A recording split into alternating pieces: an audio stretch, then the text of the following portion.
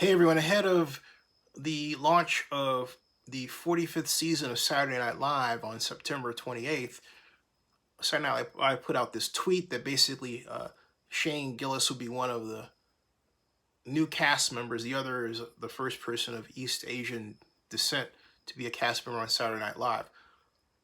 And when I thought about this constant drip of reports of racist jokes and statements that Shane made, and then looked at the tweet that Saturday Night Live people put out a few hours ago today, and then thought about those segments between Michael Che and Colin Jost, where they would tell those jokes that they were saving, the ones that they said that uh, they normally wouldn't tell, and they were racist. And I thought and I was looking at my mom because I'm visiting, and I said, this doesn't, am I the only one that thinks this isn't funny? And she says, no, it's not funny. And overall, it seems to me that Saturday Night Live is using this mental illness called racism to its own benefit to attract attention and cause discussion and foster what's called engagement in social media measurement terms, right? That's awful. Completely awful. Saturday Night Live is doing what Donald Trump did in trying to become president. Basically enabling those whose brains are infected with the mental illness of racism, or what the Oxford Dictionary termed a pathological bias. So that is actual disorder. A pathological bias is a disorder. In other words, you have a pathological bent, a structural tick that causes you to be biased against somebody that doesn't look like you. And the reasons are not rational, which basically means you're crazy, okay? So if you don't want to be thought of that way, here's some advice. Don't be that way, right? The best way to get out of being a racist person is to have friends who don't look like you. It really is. I know people say, well, people get on other people and say, well, don't say you have black friends or whatever. But you know what?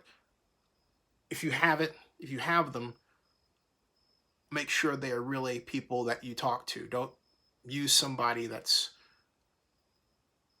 such that you only have a parenthetical relationship with them and say, oh, they're my friends. See, that's bad.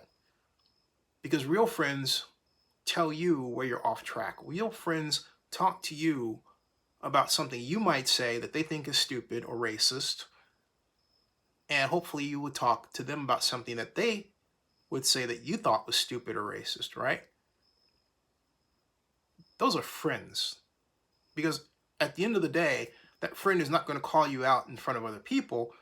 That friend would show respect for you and have that kind of conversation with you privately. But I digress. Point is that Saturday Night Live has been on this track toward the hiring of someone like a Shane Gillis for a few months now. And I'm not going to watch Saturday Night Live. I mean, for example, Saturday Night Live is on right now. I didn't even bother to tune in because I don't like the comedic, if you can call it that, direction they're taking. I don't know what's going on with Lorne Michaels. Maybe he's decided he's a Trump supporter or something. Maybe this is some part of some sort of grand plot to gin us all up and talk race and divide us again. I think that could be it. And SNL is basically a tool of the Trump organization. And remember, he was with NBC, and they were NBC, and I'm going off on this wild conspiracy theory, but it's a theory that seems to fit the facts. Okay? Prove me wrong. All right? Why is it that Saturday Night Live, with its national and international reach, putting out this message that racism is okay? And what's up with that? As opposed to saying, we didn't know he said those things, and we don't want to be associated with his comments, so we're going to make a change. Or maybe it's just that it's too late because they have those episodes in the can, but then it's live. It's Saturday Night Live, so that can't be either. No matter how you slice it, it looks bad for Saturday Night Live. And in particular, Lorne Michaels, the showrunner and founder and creator of Saturday Night Live. I never thought he would stoop to this sort of strategy for ratings and engagement. And they were doing just fine.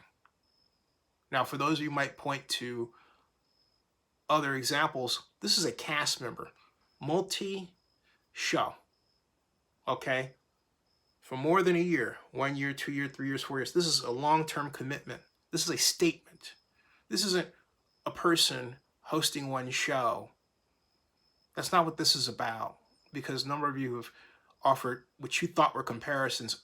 They weren't comparisons at all. Bad stuff, ugly stuff. Stay tuned. Subscribe to Zenny62 on YouTube.